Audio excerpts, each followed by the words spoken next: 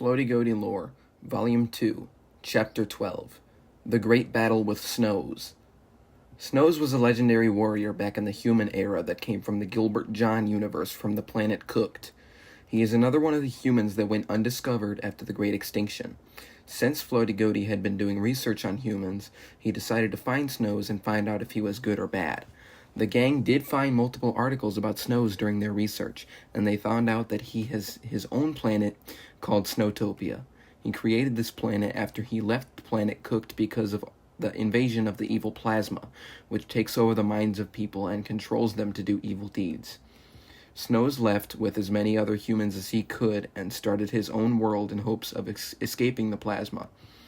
This planet was a dream world for humans of all ages, but there was only one problem. To get to Snowz, they would have to disguise themselves as humans. No other creatures were allowed there because they could be evil plasma in disguise. So the gang made some human disguise suits and rushed to Snowz.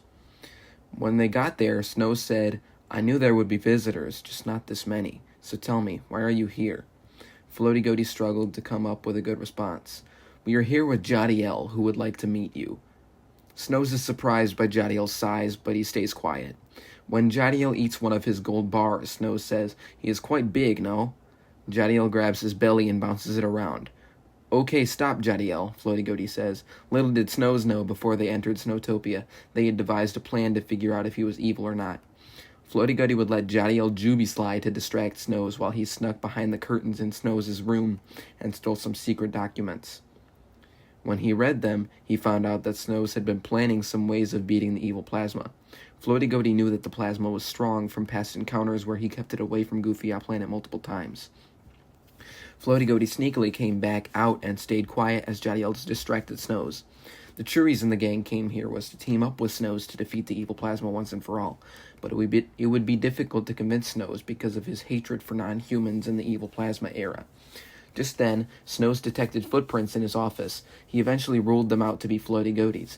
Floaty Goaty screamed, "Retreat!" as the gang ripped off their human suits and made their way to the exit. Just as they were about to escape, Snowz set up a force field around the entire planet, keeping them from leaving. "So, evil plasma, huh?" Snowz said. Floaty Goaty said, "No, you must be mistaken. We're not plasma. In fact, we're against the plasma. We were going to work with you to defeat it. Not all animals are bad, you know." Snowz then said, "Oh, well, if you're not plasma," he walks up to Jadiel, "then you shouldn't jiggle when I hit you." Since Jadiel is so fat, when Snowz struck him, his whole body jiggled. Snowz then sent out his army to get rid of the gang. The army was entirely humans, including Chris the Op, a well-known enemy of any animal who would for sure be tough to beat. But Floaty Goaty had enough of all these tough battles. He got so mad that he grabbed Snowz, threw him in the sky with his artifact, and exploded him. Now the army was mad. They constructed a giant Snowz robot that housed Chris the Op. Floaty Goaty sighed and used the Power Stone in the army. He shot a big hole through, but was still bored of fighting all the time. He took down a good portion of the army while the rest of the gang was working on beating Chris's robot. Hashi used the Beak of Kevin as per usual, but it just deflected off. This robot is made of a very tough metal. That's when Uncle Ben had an idea. He would go inside the robot and fight Chris in there, while the rest of the gang would find out how to break the robot. So that's what he did. He ventured in and attacked Chris, but he attacked back. Uncle Ben used one of his weapons from the Urban Rescue Ranch to attack him with a great force, but Chris kept attacking back. Uncle Ben then charged at him with incredible power. It made Chris fall back and suffer severe wounds, but he still got back up. Just then, Floaty Goaty had wiped out the last of Snowz's army. He was about to use his artifact on the robot when the gang told him that Uncle Ben was inside. He then stopped what he was doing and went inside the robot. He ran towards Chris and attacked him with his artifact, but he missed. He shot the Power Stone at him multiple times, but Chris had the reaction time of a ninja. He just kept dodging and dodging. Chris then attacked Floaty Goaty with immense force that made him stumble back. Floaty Goaty knew this would be a tough challenge for him, but he would make it through. Since the Power Stone and the artifact were a lost cause, he would have to rely on his other powers. He shot out a bob beam that shattered Chris's eardrums. Now, Floaty Goaty and Uncle Ben could plan out their tactics before Chris could react, because he could no longer hear. Floaty Goaty could now get behind him while Uncle Ben attacks him from up front and get rid of him once for all. And that's exactly what they did. Uncle Ben distracted him by attacking with one of his weapons from the Urban Rescue Ranch, and Floaty Goaty attacked with the artifact from behind. It flew towards him and fell to the ground. It had lost some of its power, but how? Either way, the stone flickered back on and got back up, exploding and killing Chris. With no humans to power it, Snowtopia imploded.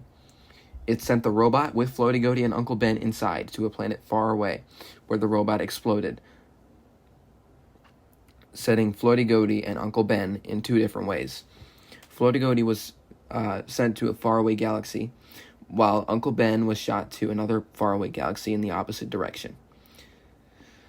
The rest of the gang was lucky enough to be shot back all the way to Goofy Planet. But now what would they do? They did the only thing that could help them. They elected Hashi as their new temporary leader with 100% votes and asked him what to do. He told everyone to calm down and that he would sort this out. They each split up to gather materials to make a rocket that could travel really far to reach Floaty Goaty. So they set off to space, not knowing where to go or what they would encounter. They would likely have to search the whole universe to find either one of them. During their travels, they managed to find Queso again. They figured it was the perfect opportunity to get close. When they got closer to him, he saw them and punched them back again. They landed back at Goofy Planet, and they knew this would be a long journey. Floaty Goaty added a piece of Snowz' documents to his weapon. Switched to Uncle Ben's point of view, and we're at planet Fahalatugan. This planet was a part of a solar system with two species, Fahalatugans and Jiddlyangs.